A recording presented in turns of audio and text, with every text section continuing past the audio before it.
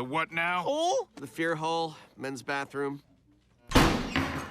Fear is an interesting concept. For one, you know that it's basically anxiety eating at you, but at the exact same time, the reasons for feeling the way you happen to be feeling are extremely valid. Unless you're scared of everything like Courage the Cowardly Dog. One thing I liked about this episode is that it was oddly relatable, which is a rather rare occurrence for a Rick and Morty episode these days. We all have a fear hole that's waiting to be conquered, a black void gaping and throbbing with the thoughts of deceit, disappointment, and most importantly, death. Let me explain. The Big Dipper. Throughout this episode, Morty and Rick have to face an experience that most people are willing to run away from, or else they'll be stuck in a loop forever, which happens to be the case with almost everyone you see. Constantly avoiding scenarios, opting to sweep them under the rug, but hate to break it to you, the more you bottle certain things, the more likely they are to explode at any minute like a genie out the bottle. More on this later. This all happens because our two main characters stumble into a hole in a bathroom, and no, that isn't a glory hole reference.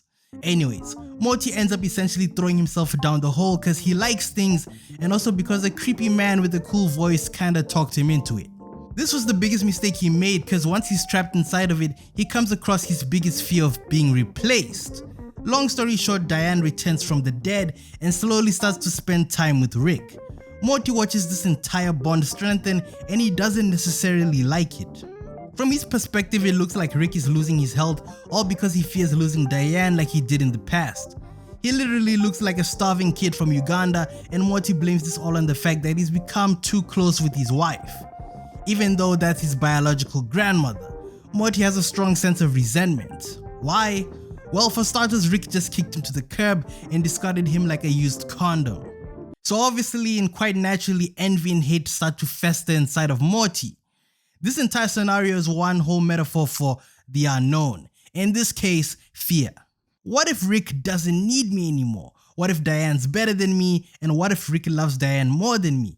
I'm sure these are the types of questions Morty was thinking about. What I liked about this part of the episode, specifically just the end of Act 1, is the non-stop deflecting Morty keeps doing.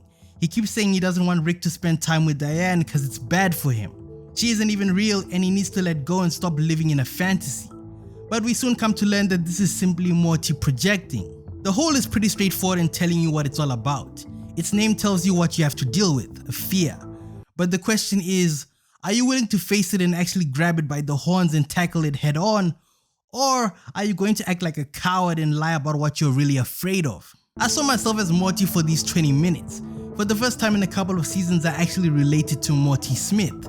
Half the time, this dude is just simping over Jessica, a girl who doesn't even acknowledge his existence, and most of the times he's just watching really sketchy adult videos and not attending his classes.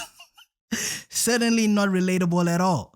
This is one of those episodes that forces you to realize that you're probably suppressing some past events or deep trauma. Yeah, sure, the episode obviously has some lighthearted moments, but that's how you know that it's that good. When the show can make fun of the fact that everyone has some troubled past or mountain of bullshit they need to topple and seize. I'm sorry for that description, but it is what it is.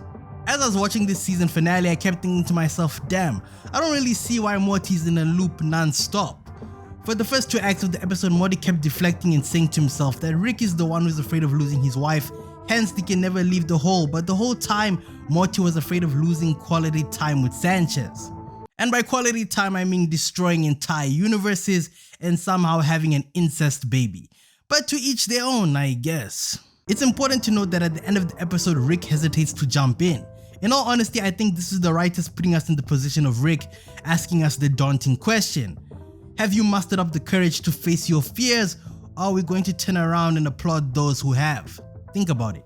Are you going to go through a perpetual hellscape like Morty, or are you going to be like Rick and be a bystander and never face the unknown? I'll let you decide.